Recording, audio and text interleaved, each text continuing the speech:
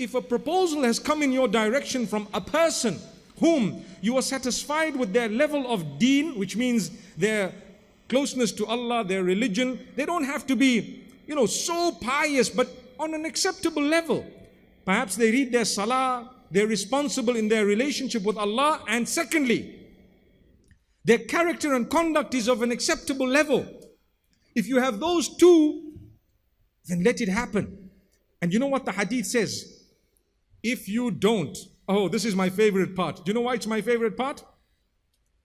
We say it, we repeat it, and we see parents do exactly the opposite and face the same consequences mentioned by the Prophet ﷺ, and they blame everyone else. So the hadith says, if good character came to you with decent deen. Now, what does good character mean? You need a responsible guy, responsible person. So you have responsibility, mashallah.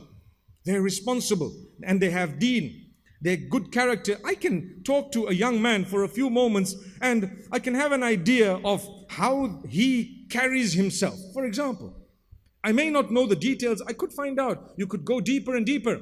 And don't just be satisfied at a statement uttered by someone, you know what?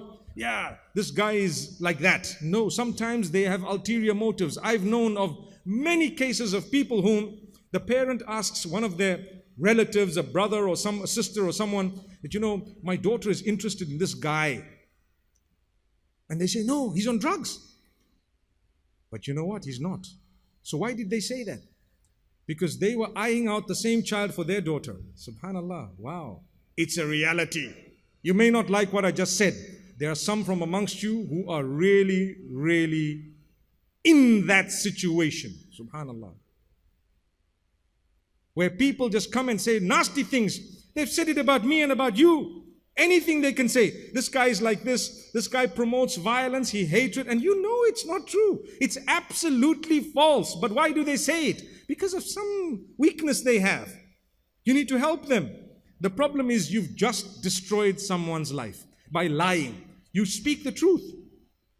If you don't know, say, look, I really don't know. And if you know something, you say, look, I know something. It doesn't mean they're still like that, but I do know perhaps some time back this was the issue and the problem.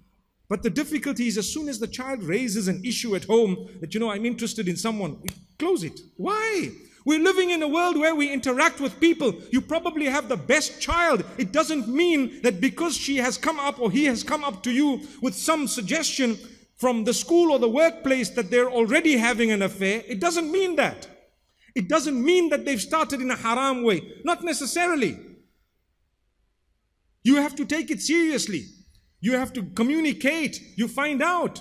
And if that person happens to be genuine, if that person, no matter who they are, where they come from, if they happen to be genuine, sincere, guess what?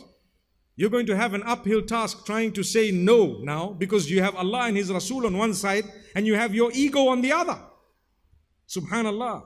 Like I said, you might have had your dream, but you have to adjust it as time passes. Because now something I didn't calculate has just happened. How should I deal with it? We're living in the real world. You're going to have to deal with it by